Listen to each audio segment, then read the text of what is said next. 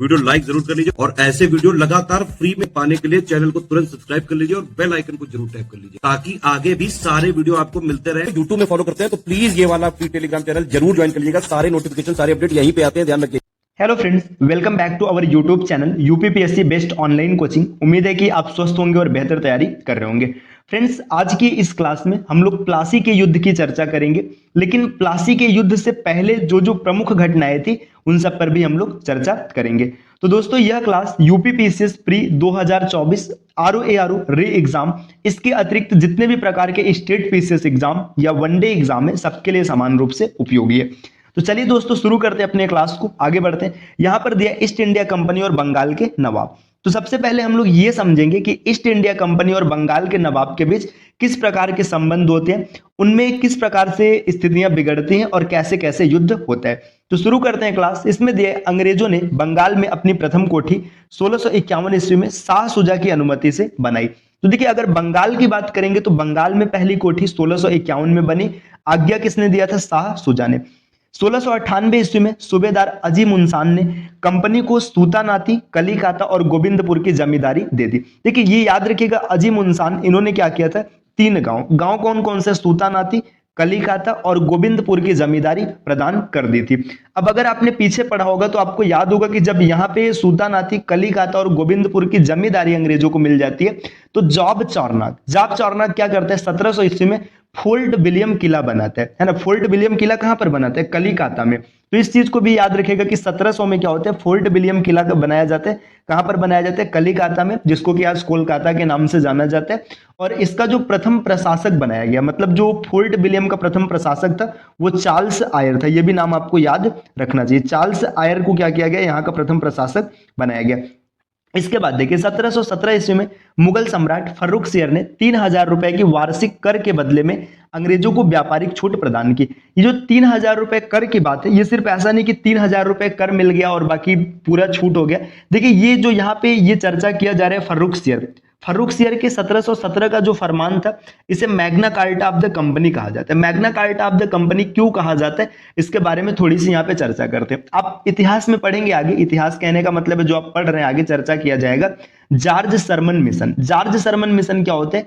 George Sarman mission में 3 लोग, George Sarman, Hamilton और ख्वाजा सेहूर, ये 3 लोग भारत में आते हैं। उस समय क्या होता है? देखिए, जो फर्रुखसियर फोड़े से ग्रसित था। कहानी सुनते चलेगा, आपको सब कुछ याद हो जाएगा। अब जो जॉर्ज सरमन मिशन आया था, इसमें जो हैमिल्टन था, हैमिल्टन एक सर्जन था। अब फर्रुखसियर का जो फोड़ा था ये ठीक नहीं हो रहा था, तो हैमिल्टन के सर्जरी से, मतलब ऑपरेशन से फर्रुखसियर बिल्कुल स्वस्थ हो जाते हैं। अब सीधी सी बात है भैया, वो तंग था, स्वस्थ नहीं हो रहा था। हैमिल्टन ने इलाज किया, वो एकदम स्वस्थ हो गया। तब फर्रुखसियर ने क्या कहा? यहाँ पे एक फरमान जारी किया कि 3000 रुपए का टैक्स दीजिए, बंगाल, बिहार, उड़ीसा में कर मुक्त व्यापार कीजिए। देखिए, जब भी बंगाल कहा जाएगा तो बंगाल का तात्पर्य उस समय का जो बंगाल था, बंगाल, बिहार, उड़ीसा, बांग्लादेश सब मिक्स करते हुए था। तो 3000 रुपए में इसको क्या मिल गया? पूरे बंगाल का, कि मतलब बंगाल में व्यापार करने की छूट मिल गई। इसके अतिरिक्त उसने क्या कहा कि 10,000 रुपए अगर आप और देते हैं, मतलब टैक्स के रूप में, तो सूरत में भी आपको व्यापार करने की परमिशन मिल जाएगी। देखिए, 3000 रुपए में पूरा बंगाल है ना, 10,000 रुपए में सूरत में भी व्यापार करने की छूट मिल गई। इसके अतिरिक्त कलकत्ता में उनको किराए पर जमीन भी दे दिया गया और मुंबई में उनका टकसाल कहने का मतलब है कि जो सोने और चांदी के सिक्के बनाए जाते हैं या फिर जहां भी सिक्का ढाला जाता है, तो टकसाल बनाने, मतलब जो उनके टकसाल थे उनको भी मान्यता मिल गया। तो जब इतनी चीजें मिल गई तो इसको क्या कहा जाता है? Magna carta of the company. तो कई बार ऐसा भी प्रश्न बन जाता है कि Magna carta of the company किसको कहा जाता है? तो फर्रुखसियर का जो 1717 में जारी किया गया फरमान था, इसी को Magna carta of the company कहा जाता है। इसके बाद आगे देखते हैं, देखिए क्या है। औरंगजेब ने 1700 ईस्वी में मुर्शिद कुली खां को बंगाल का दीवान बनाया। तो मुर्शिद कुली खां की चर्चा हम लोग आगे करते हैं। देखिए, यहाँ पे देखिए, मुर्शिद कुली खां क्या है कि 1700 में क्या होता है? बंगाल का दीवान बनाया जाता है। आपने पीछे की क्लास में देखा होगा कि मुर्शिद कुली खां क्या होता है? जब औरंगजेब की मृत्यु होती है तो मृत्यु के बाद ये बंगाल का, मतलब खुद को बंगाल का नवाब घोषित कर लेता है। तो यहाँ पर अब देखिए बात करेंगे मुर्शिद कुली खां 1717 से 1727 तक।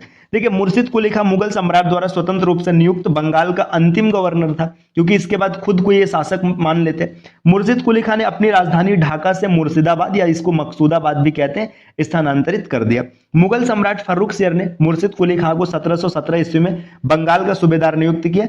इसने भूमि बंदोबस्त में इजारा व्यवस्था आरंभ की। देखिए इजारा व्यवस्था या इजारादारी व्यवस्था ये क्या चीज है, इसको समझते हैं। इजारादारी व्यवस्था में जो कर वसूली हुआ करता था उसको ठेके पर दिया जाता था। मतलब ऐसे समझिए कि मान लीजिए एक सम्राट है, सम्राट ने किसी व्यक्ति को नियुक्त कर दिया कि अब आपको इतने का, जैसे ठेकेदारी प्रथा आपको पता है, तो यही चीज है कि इजारादारी का मतलब क्या है, जितना भी राजस्व है उसको वसूलना पूरा ठेके पर दिया गया।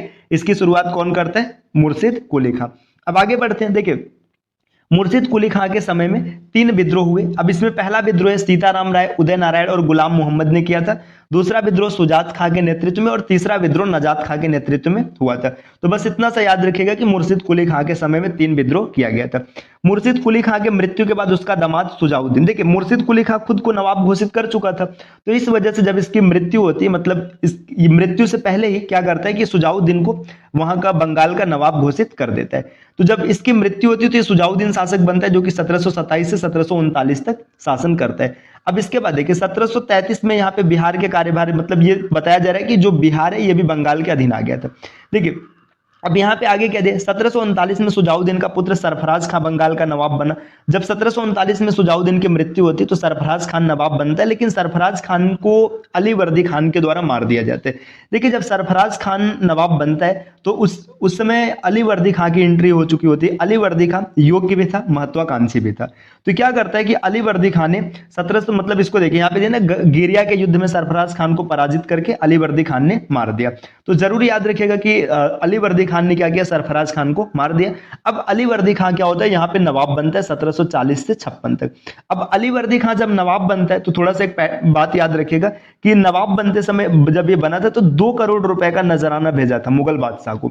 मुगल बादशाह को इसलिए, अब सोचिए मतलब नवाब ये बन रहा है बंगाल का, 2 करोड़ का नजराना भेज रहे हैं, क्या मतलब कनेक्शन है। तो लिंक कुछ ऐसा बन रहा है कि उस समय देखिए यहाँ पे अली वर्दी खां है, इसके बाद मुगल सत्ता भी आगे बढ़ रही है, ब्रिटिशर से भी उस समय देखिए 1740 का समय है, 1740 1757 में प्लासी का युद्ध होना है। पैटर्न को थोड़ा दिमाग में चलाइए।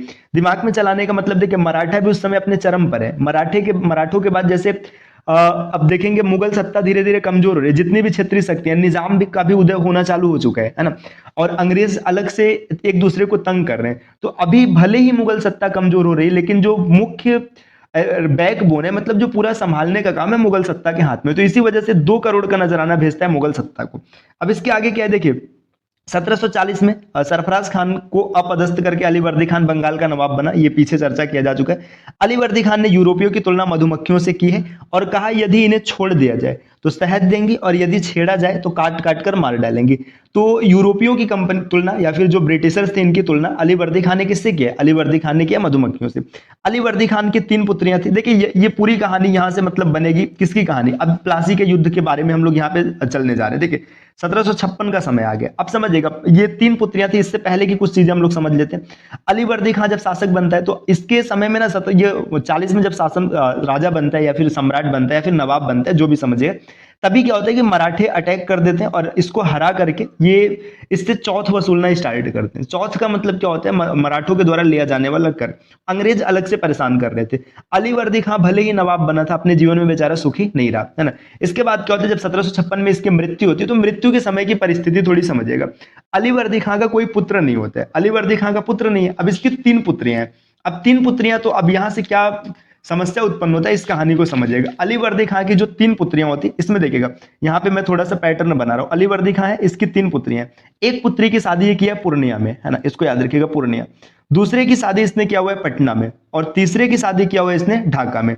देखिए इसकी 3 पुत्रियां, एक की शादी पूर्णिया, दूसरे की पटना और तीसरे की ढाका में। जो पूर्णिया में शादी किया अपनी लड़की का, यहां से एक शौकत जंग नाम का लड़का है जो कि इसका नाती है, शौकत जंग, इसको याद रखिएगा, शौकत जंग ये इसका नाती है। जो पटना है, पटना में इसका एक नाती है सिराजुद्दौला, है ना, सिराजुद्दौला ये नाती है। और जो ढाका में घसीटी बेगम, ये इसकी पुत्री है। अब यहाँ पे समझिएगा ये 3 नाम क्यों आवश्यक है, क्योंकि अभी जब आप प्लासी का युद्ध पढ़ेंगे तो इन सबका रोल आपको देखने के लिए मिलेगा। देखिए अली वर्दी खान अलीवर्दी खान की 3 लड़कियां थी। एक की शादी इसने पूर्णिया में किया था, दूसरे की पटना में किया था और तीसरे की ढाका में किया था। अब जो पूर्णिया में लड़की थी इसका बेटा मतलब अलीवर्दी खान का नाती था शौकत जंग। इसके बाद जो पटना में इसकी लड़की थी उसका लड़का था सिराजुद्दौला मतलब इसका नाती था, और ढाका में घसीटी बेगम। अब जो सिराजुद्दौला है इसको अलीवर्दी खान ज्यादा मानता था या जो भी है, जो परिस्थिति थी उस समय की। तो अब यहाँ पे सिराजुद्दौला की बात यहाँ पे स्टार्ट होगी। देखिए यहाँ पे लिखा है कि अलीवर्दी खान मृत्यु के बाद सबसे छोटी लड़की का पुत्र सिराजुद्दौला नवाब बना। अब जब 1756 में सिराजुद्दौला नवाब बनता है तो अब सीधी सी बात है, देखिए एक मतलब अलीवर्दी खान है उसकी 3 लड़की है, आपने एक को सत्ता दे दिया तो बाकी 2 के अंदर नाराजगी आएगी, जायज सी बात है। तो पूर्णिया में जो शौकत जंग होता है वो भी नाराज हो जाता है, और जो घसीटी बेगम मतलब इसकी मौसी होती है ये भी नाराज हो जाती है। अब नाराज हो जाती है तो सीधी सी बात है षड्यंत्र करेंगे सिराजुद्दौला को कहीं से हटाने के लिए। अब देखिए यहाँ पर क्या है, देखिए सिराजुद्दौला 1756 ईस्वी में अलीवर्दी खान के बाद बंगाल का नवाब बना। गद्दी पर बैठने के समय उसके 3 प्रमुख शत्रु थे। इसमें पूर्णिया का नवाब शौकत जंग, उसकी मौसी बेगम मतलब घसेटी बेगम तथा अंग्रेज प्रमुख। देखिए यहाँ पे सीधी सी बात है, पूर्णिया का नवाब क्यों नाराज हो गया, क्योंकि भाई बराबर का हिस्सेदार ये भी था शौकत जंग भी, क्योंकि ये इसका एक तरीके से कजिन है ना। मौसी मतलब सीधी सी बात है कि भाई अब एक बेटी को पूरा सत्ता दे रहे हैं दूसरे को नहीं दे रहे तो नाराजगी होगी। और अंग्रेज इसलिए क्योंकि अंग्रेज की नजर पूरी तरीके से बंगाल पर है। शौकत जंग को सिराजुद्दौला ने अक्टूबर 1756 में मनिहारी के युद्ध में पराजित कर मार डाला। अब देखिए यहाँ पे शौकत जंग की मृत्यु यहाँ से हो जाती है ना। इसके बाद देखिए घसीटी बेगम का समर्थन उनके दीवान राज वल्लभ रहा था। मतलब देखिए घसीटी बेगम का जो समर्थन है ये कौन कर रहा है, उसका दीवान राज वल्लभ है वो भी कर रहे हैं। 1756 ईस्वी में यूरोप में सप्तवर्षीय युद्ध छिड़ जाने से अंग्रेज व फ्रांसीसियों ने अपने अपने गोदामों को दुर्गीकृत करना चालू कर दिया। देखिए 1756 ईस्वी में क्या होता है, यूरोप का सप्तवर्षीय युद्ध। अब आपने कर्नाटक का तृतीय युद्ध, अगर कर्नाटक का तृतीय युद्ध इस पर आप देखिए दिमाग लगाएंगे या फिर आप उसको याद करेंगे तो आपने देखा था कर्नाटक के तृतीय युद्ध का प्रमुख कारण यही था कि यूरोप का सप्तवर्षीय युद्ध स्टार्ट हो जाते हैं। तो जब 1756 ईस्वी में अंग्रेज किलाबंदी करना चालू कर देते हैं तब इससे क्या होता है कि सिराजुद्दौला मना कर देता है कि हमारे क्षेत्र में किलाबंदी मत कीजिए। देखिए यहाँ पे आगे क्या है, देखिए मई 1756 में सिराज ने पूर्णिया के विद्रोही नवाब का दमन करने के लिए पूर्णिया की ओर प्रस्थान किया, परंतु जब उसे कलकत्ता में अंग्रेजों के अवज्ञाकारी एवं उद्दंड व्यवहार का पता चला तो वह राजमहल से ही वापस लौट आया। सिराजुद्दौला और अंग्रेजों के मध्य विवाद और विच्छेद का वास्तविक कारण अंग्रेजों द्वारा बंगाल में अपनी अपनी स्थिति एवं प्रभाव को सुदृढ़ करने से संबंधित उनके प्रयास थे। मतलब अंग्रेज क्या कर रहे थे, एक लाइन की बात इतनी सी याद रखिएगा कि अंग्रेज किलेबंदी स्टार्ट कर देते हैं। जब किलेबंदी स्टार्ट करते हैं तो सिराजुद्दौला मना करता है, नहीं मानते हैं। सिराजुद्दौला को लगता है कि मेरे आज्ञा की अवहेलना की जा रही है ना। अब यहाँ पे विवाद बढ़ेगा। अब इसके बाद क्या होता है, देखिए सिराजुद्दौला ने अंग्रेजों के विरुद्ध युद्ध छेड़ दिया है ना, छेड़ दिया। पहले कासिम बाजार, फिर 20 जून 1756 को फोर्ट विलियम पर कब्जा कर लिया। अब देखिए जब फोर्ट विलियम पर कब्जा करता है ना तो इस फोर्ट विलियम का नाम ये मतलब कलकत्ता का नाम बदलकर अलीनगर कर देता है ना। फिर इसके बाद देखिए क्या है, 1757 ईस्वी में कलकत्ता पर अधिकार कर लिया और 1757 में चंद्रनगर पर आक्रमण कर उसे भी अपने अधिकार में ले लिया। ब्लैक होल की घटना देखिए, यहाँ पे कुछ चीजों को आपको समझना चाहिए। जब ये कलकत्ता पर मतलब ये कब्जा कर लेता है ना, अंग्रेजों को खदेड़ देता है तो कलकत्ता का नाम बदल करके अलीनगर कर देता है ना। अलीनगर, कलकत्ता का नाम इसने चेंज करके अलीनगर कर दिया और अलीनगर का प्रभारी बना दिया मानिक चंद को, है ना। ये नाम याद रखिएगा, मानिक चंद को यहाँ का प्रभारी बना दिया। अब मानिक चंद को प्रभारी बना देता है, लेकिन फिर इसके बाद क्या होता है, इसके बाद की स्थिति ये होती है कि जब ये मतलब यहां से चला जाता है सिराजुद्दौला तो फिर क्लाइव और वाटसन 2 सेना मिलकर के अटैक करते हैं। देखिए अलीनगर की संधि यहाँ पे लिखी ना, इसीलिए ये सब चीज आपको बता रहे हैं, है ना। तो देखिए यहाँ पे क्या होता है कि वाटसन और क्लाइव 2 लोग मिलकर के अटैक करते हैं और कलकत्ता को फिर से जीत लेते हैं और सिराजुद्दौला के विरुद्ध युद्ध की घोषणा कर देते हैं। अब जब युद्ध की घोषणा हो गई तो यहाँ पर होगी अलीनगर की संधि। ये अलीनगर नाम कहां से आया यही समझाने के लिए इसकी चर्चा की गई है। देखिए अलीनगर की संधि 9 फरवरी 1757 को होती है बंगाल के नवाब सिराजुद्दौला और ईस्ट इंडिया कंपनी के बीच। तो बस इतना याद रखिएगा, अलीनगर की संधि किसके बीच होती है, नवाब सिराजुद्दौला और ब्रिटिश ईस्ट इंडिया कंपनी के बीच होती है। इसमें अंग्रेजों का प्रतिनिधित्व क्लाइव और वाटसन ने किया था। अंग्रेजों द्वारा कलकत्ता पर पुनः अधिकार कर लेने के बाद यह संधि की गई थी, है ना। इसके बाद देखिए पुनः अधिकार करने का मतलब है कि पहले सिराजुद्दौला ने क्या किया था, उन्हें खदेड़ दिया था यहाँ से। इस संधि के द्वारा निम्नलिखित शर्तों के अधीन ईस्ट इंडिया कंपनी और तथा सिराजुद्दौला के बीच सहमति हुई। देखिए कौन कौन से शर्त रखे गए हैं यहाँ पे देख लीजिएगा। देखिए ईस्ट इंडिया कंपनी को मुगल बादशाह के फरमान के अनुसार व्यापार की सुविधाएं फिर से दे दी गई, है ना। कलकत्ता पर अधिकार करने में अंग्रेजों को जो क्षति हुई थी उसका हर्जाना नवाब को देना पड़ा। मतलब युद्ध की जो हानि हुई थी, मतलब जितना भी संपत्ति का नुकसान हुआ था उसे भरना पड़ा। दोनों पक्षों ने भविष्य में शांति बनाए रखने का वायदा किया। ये वायदा खाली तोड़ने के लिए किया जाता है, अभी वायदा कीजिए बाद में लड़ाई कीजिए, है ना। फिर अंग्रेजों ने कलकत्ता में सिक्के ढालने के अधिकार प्राप्त कर लिए। 13 मार्च 1757 ईस्वी को क्लाइव व वाटसन ने फ्रांसीसियों से चंद्रनगर छीन लिया, है ना। अब देखिए बात करेंगे प्लासी का युद्ध। अब जब प्लासी के युद्ध की बात करेंगे तो इससे पहले एक घटना है ब्लैक होल की घटना, इसे भी याद रखिएगा। ब्लैक होल की घटना यहाँ पर चर्चा नहीं किया गया, है ना। तो यहाँ पे ब्लैक होल की घटना के बारे में थोड़ी सी बात हम लोग कर लेते हैं। देखिए यहाँ पर इसके बाद ना क्या होता है कि 30 जून 1756 ये ब्लैक होल की घटना, इसको याद रखिएगा। इसमें ऐसा कहा जाता है हिलवाल नाम का एक अंग्रेज था जो बताता है कि सिराजुद्दौला ने 14 गुणे 18 मतलब 14 फीट लंबा 18 फीट चौड़ा, या फिर मतलब जो भी आपको लंबाई चौड़ाई का रेशियो लेना है, इस रूम में 146 अंग्रेजों को बंद कर दिया। 146 अंग्रेजों को बंद कर दिया, जिसमें से सिर्फ 23 अंग्रेज बचे थे, बाकी सबकी मृत्यु हो गई थी। तो इसी घटना को काल कोठरी की घटना कहा गया। तो ब्लैक होल की घटना या काल कोठरी की घटना क्या है, बस इतना याद रखिएगा। सिराजुद्दौला ने 14 गुणे 18 के रूम में 146 अंग्रेजों को 3 दिनों के लिए बंद कर दिया था, जिसमें से सिर्फ 23 लोग बचे थे। इसी घटना को काल कोठरी की घटना कही गई। 30 जून 1756 को ही होता है। अब इसके बाद ना विवाद और मतलब और चीजें बदलती चली गई। और क्यों बदल गई, देखिए सीधी सी बात है कि जब यहाँ पे इससे भी गुस्सा आएगा, है ना। गुस्सा आने का मतलब है कि अंग्रेज थोड़े से उग्र होंगे। अब यहाँ पे क्या होता है, प्लासी का युद्ध। 23 जून 1757 को डेट याद रखेगा, है ना। अब 23 जून 1757 को क्या होता है कि प्लासी के युद्ध में देखिए, प्लासी का युद्ध 23 जून 1757 को बंगाल के नवाब सिराजुद्दौला की सेना और रॉबर्ट क्लाइव के नेतृत्व में ईस्ट इंडिया कंपनी की सेना के बीच हुआ। प्लासी का युद्ध मैदान पश्चिम बंगाल राज्य के नदिया जिले में भागीरथी नदी के तट पर हुआ। तो इतना याद रखिएगा, भागीरथी नदी के तट पर हुआ है, बंगाल में हुआ है ना। सिराजुद्दौला की सेना लगभग 50,000 थी, जबकि अंग्रेजों की सेना 32,000 थी। परंतु सिराजुद्दौला के सेनापति मीर जाफर के षड्यंत्र में शामिल होने के कारण सेना के एक बड़े हिस्से ने युद्ध में भाग नहीं लिया। जब सिराजुद्दौला को पता चला कि उसके बड़े बड़े सेना नायक मीर जाफर और दुर्लभ राय विश्वासघात कर रहे हैं, तो वह अपनी जान बचाकर युद्ध क्षेत्र से भागकर मुर्शिदाबाद पहुंचा और फिर वहां से अपनी पत्नी के साथ पटना भाग गया। कुछ समय पश्चात मीर जाफर के पुत्र ने सिराजुद्दौला की हत्या कर दी। इस प्रकार अंग्रेजों का षड्यंत्र सफल रहा। देखिए प्लासी के युद्ध की बात करेंगे तो यहाँ पे कुछ नाम आपको प्रमुख रूप से याद रखना चाहिए, है ना। ये नाम पेपर में आपको देखने के लिए मिलते हैं। देखिए अब प्लासी के युद्ध में ना यहाँ पे 2 पक्ष है। एक पक्ष किसका है, सिराजुद्दौला का, और एक पक्ष है ब्रिटिश ईस्ट इंडिया कंपनी का, है ना। तो देखिए सिराजुद्दौला के पक्ष से कौन कौन है और ब्रिटिश ईस्ट इंडिया कंपनी के पक्ष से कौन कौन है, तो इसको याद रखिएगा। देखिए पहले मैं ब्रिटिश ईस्ट इंडिया कंपनी के पक्ष में कौन कौन है इसका नाम लिख रहा हूँ, मानिकचंद, है ना। मानिकचंद कौन, वही जिसे अलीनगर का प्रभारी बनाया गया। तो ये नाम याद रखिएगा। यहाँ पे जगह कम है तो मैं बोल रहा हूँ, आप चाहे तो लिख सकते हैं।